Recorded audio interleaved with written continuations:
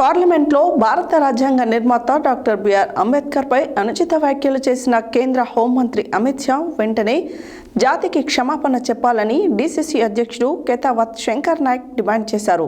ఆదివారం నల్గొండ పట్టణంలోని మంత్రి కోమటిరెడ్డి వెంకటరెడ్డి క్యాంపు కార్యాలయంలో పట్టణ కాంగ్రెస్ పార్టీ అధ్యక్షుడు గుమ్మల మోహన్ రెడ్డి, మున్సిపల్ చైర్మన్ బుర్రి శ్రీనివాస్ రెడ్డితో కలిసి ఏర్పాటు చేసిన విలేకరుల సమావేశంలో డీసీసీ అధ్యక్షుడు కేతావత్ శంకర్ నాయక్ మాట్లాడారు. ఆదివారం నల్గొండ పట్టణంలోని మంత్రి కోమటిరెడ్డి వెంకటరెడ్డి క్యాంపు కార్యాలయంలో పట్టణ కాంగ్రెస్ పార్టీ అధ్యక్షుడు గుమ్మల మోహన్ రెడ్డి, మున్సిపల్ చైర్మన్ బుర్రి శ్రీనివాస్ రెడ్డితో కలిసి ఏర్పాటు చేసిన విలేకరుల సమావేశంలో డీసీసీ అధ్యక్షుడు కేతావత్ శంకర్ నాయక్ మాట్లాడుతూ, భారత రాజ్యాంగాన్ని ఎన్నో ప్రపంచ దేశాలు ఆదర్శంగా తీసుకున్నాయని అన్నారు. రాజ్యాంగాన్ని రాసినటువంటి డాక్టర్ బిఆర్ అంబేద్కర్ ప్రపంచం గర్వించదగ్గ వ్యక్తి అని పేర్కొన్నారు. అలాంటి మహోన్నత వ్యక్తిపై పార్లమెంట్ సాక్షిగా హోంమంత్రి అమిత్ షా అనుచిత వ్యాఖ్యలు చేసిన దేశ ప్రజల మనోభావాలను దెబ్బతీసే విధంగా వ్యవహరించాడని ఆవేదన వ్యక్తం చేశారు. డాక్టర్ బిఆర్ అంబేద్కర్ అందరివాడని, బడుగు బలహీన వర్గాలు, దళితుల సంక్షేమం కోసం ఎంతో కృషి చేశాడని తెలిపారు. అంబేద్కర్ రాజ్యాంగంతోనే ప్రత్యేక తెలంగాణ రాష్ట్రం ఏర్పడిందని స్పష్టం చేశారు. కేంద్రంలో బీజేపీ అధికారంలోకి వచ్చిన తర్వాత దళిత, క్రైస్తవులు, మైనార్టీలు, అణగారిన వర్గాలపై దాడులు పెరిగాయని ఆరోపించారు. విభజించు పాలించు అనే విధంగా వ్యవహరిస్తుందని విమర్శించారు.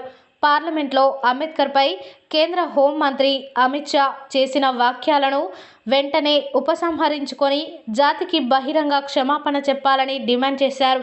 తమ నాయకుడు రాహుల్ గాంధీ కూడా అమిత్ షా వ్యాఖ్యలను తీవ్రంగా ఖండిస్తూ పార్లమెంట్లో ఆందోళన చేశాడని పేర్కొన్నారు. ఇప్పటికైనా కేంద్రంలోని బీజేపీ ప్రభుత్వం అమిత్ షాపై చర్యలు తీసుకొని మంత్రి పదవి నుంచి తొలగించాలని డిమాండ్ చేశారు.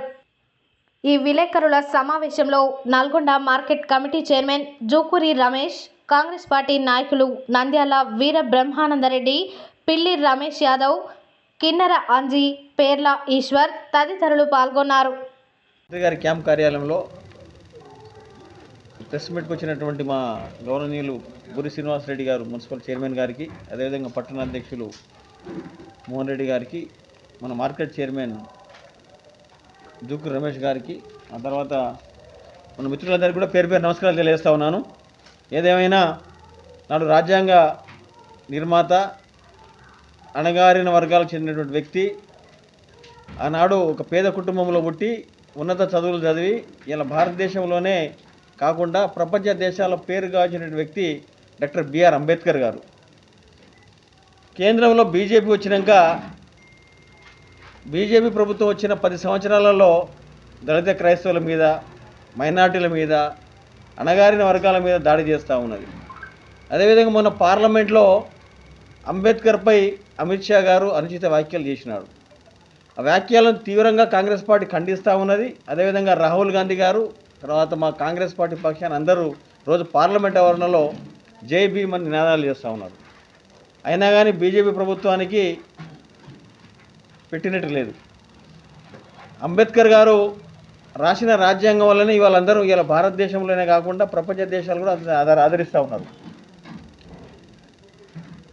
అంబేద్కర్ ఊకే కాంగ్రెస్ వాళ్ళు అంబేద్కర్ పేరు చెప్తా ఉన్నారు.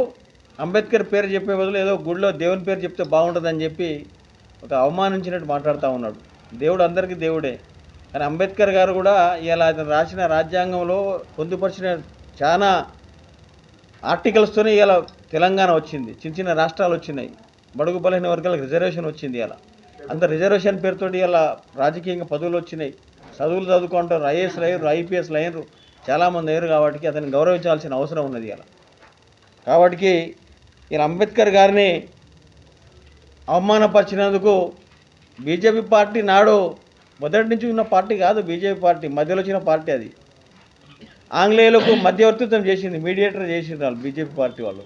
కాంగ్రెస్ పార్టీ ఇట్లా చేయలే, ప్రజల కోసం. తర్వాత కాంగ్రెస్ పార్టీ అణగారిన వర్గాల కోసం ఇందిరాగాంధీ కానివ్వండి, రాజీవ్ గాంధీ కానివ్వండి, ఆ తర్వాత జవహర్లాల్ నెహ్రూ గారు కానివ్వండి, ప్రజల కోసం పనిచేసారు. ఇలా కాంగ్రెస్ పార్టీ అంటే అందరికి గౌరవం ఉంటుంది. ఇలా బడుగు బలహీన వర్గాల పార్టీ అంటే కాంగ్రెస్ పార్టీ. కాబట్టి ఈ బీజేపీ పార్టీ మధ్యలో వచ్చిన పార్టీ మధ్యలోనే ప్రజలందరూ ఎప్పుడో ఒకసారి బుద్ధి చెప్తారు. తప్పకుండా ఇలా అంబేద్కర్ని మనం అందరం గౌరవించుకోవాల్సిన అవసరం ఉంది. ఇలా కాబట్టి రేపు మా కాంగ్రెస్ పార్టీ ఆదేశానుసారం పీసీసీ ఏఐసీసీ ఆదేశానుసారం రేపు ఇక్కడి నుంచి మన క్యాంప్ కార్యాలయం నుంచి ర్యాలీగా కలెక్టర్ గారిపై మెమోరాండం ఇస్తాం. దళిత గిరిజన ఎమ్మెల్యేలను కూడా రమ్మని చెప్పినాను. రేపు మన నల్గొండ జిల్లాలో ఉన్న ఎమ్మెల్యేలను కూడా రమ్మని చెప్పినాను. అందరూ కూడా ఇక్కడి నుంచి ఫాలో అయ్యి మా పట్టణ